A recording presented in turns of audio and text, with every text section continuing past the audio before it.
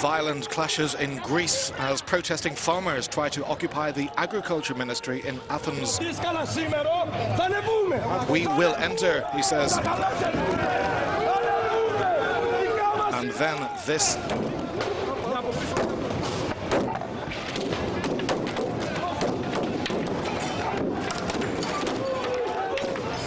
It's the latest demonstration against controversial pension reform plans. Bailout lenders are demanding farmers pay higher social security contributions and more tax. Riot police guarding the ministry used tear gas to disperse the farmers. Farming associations have been staging highway blockades for more than 2 weeks against the planned reform of Greece's troubled pension system.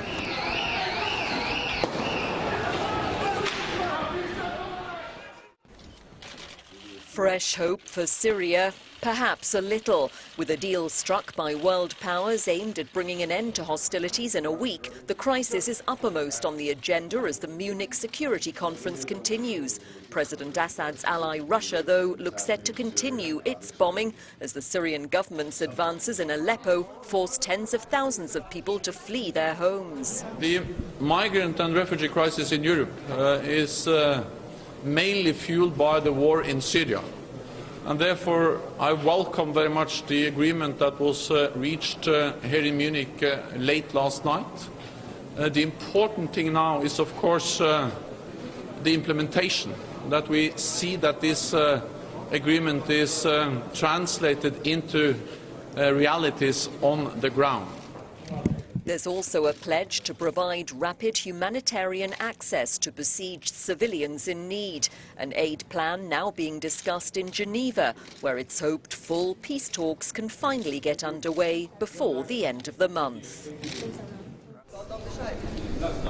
Delegates in Munich have welcomed the agreement to cease hostilities in Syria, but challenges still lie ahead, as European Union Foreign Policy Chief Federica Mogherini acknowledged. Now the real test will be on the implementation of what we have agreed tonight, but I think it is positive that we have achieved this common result, all united and all committed. Germany's foreign minister added, "We not only agreed in general about improving the humanitarian situation, but also agreed that the first humanitarian aid transports should take place at the weekend." Stattfinden sollen. A spokesperson for the Syrian opposition hailed the plan to reach a ceasefire and facilitate humanitarian aid. He said relieving the Syrian people must apply to all Syrians. He added, "We must see action on the ground. Once we see implementation, we'll be ready for the political process." Peace talks on Syria were scheduled in Geneva earlier this month, but they stopped before they'd even started after Syrian government troops, backed by Russian airstrikes, began an offensive in Aleppo province.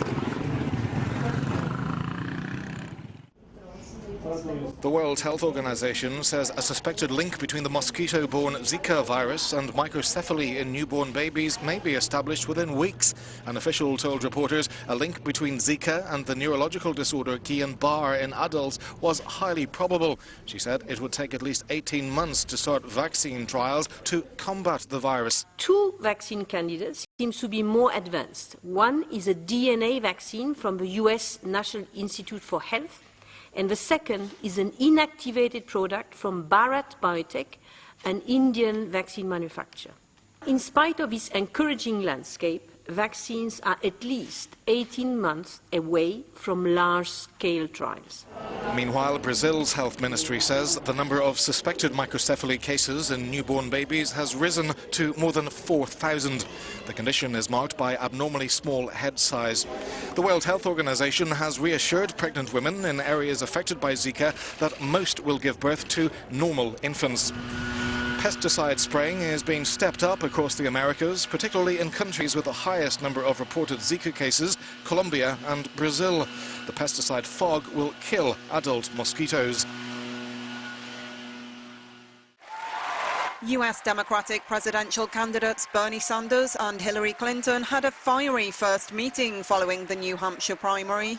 As the campaign moves to racially diverse states, both used the Milwaukee debate to seek the support of minority populations. Clinton vowed to tackle the barriers standing in the way of many.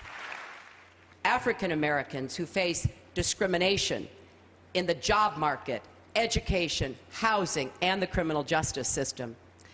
Hardworking immigrant families living in fear who should be brought out of the shadows so they and their children can have a better future. She was looking to gain back lost ground after a discouraging 20-point defeat in New Hampshire.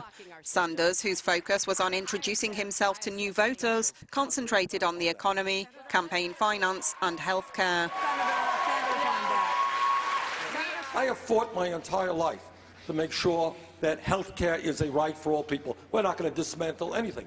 In my view, health care is a right of all people, not a privilege, and I will fight for that.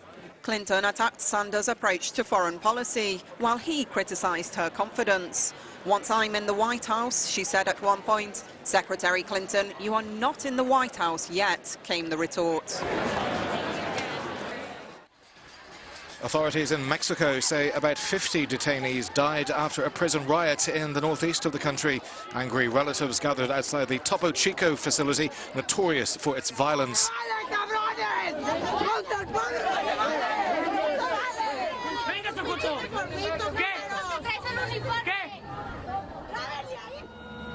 The prison governor read the names of 40 confirmed victims. She told reporters 5 other bodies had been charred by fire. Officials posted the names of the dead outside the prison gates as they were identified. Family members, desperate for news, waited, some anxiously calling out the names of their loved ones.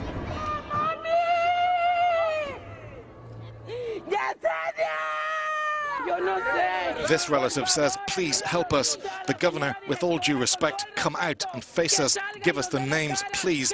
Where is she?" It's the latest in a series of deadly prison riots in recent years, many sparked by brawls between rival crime gangs. This one comes just days before the Pope plans to visit another prison in Mexico. More than 30,000 people were listening live as the final occupier in the Malheur refuge standoff turned himself in. David Fry, the last of 4 people holed up in the rural Oregon Park's headquarters, initially refused to follow the rest out. The National Wildlife Reserve had been at the centre of a 41-day standoff between an anti-government group angry about federal land management policies and the FBI. Once the refuge has been cleared of hazards, the FBI's evidence response teams will enter the refuge and will begin to document and collect evidence as it relates to potential crimes that were committed by the occupiers while they were on the refuge. The Malheur National Wildlife Refuge remains closed and will remain closed for a period of several weeks. The surrender followed the arrest of Cliven Bundy, the father of the group's leaders. Ammon and Ryan Bundy were detained by the FBI in January. In the same operation, their spokesman was fatally shot.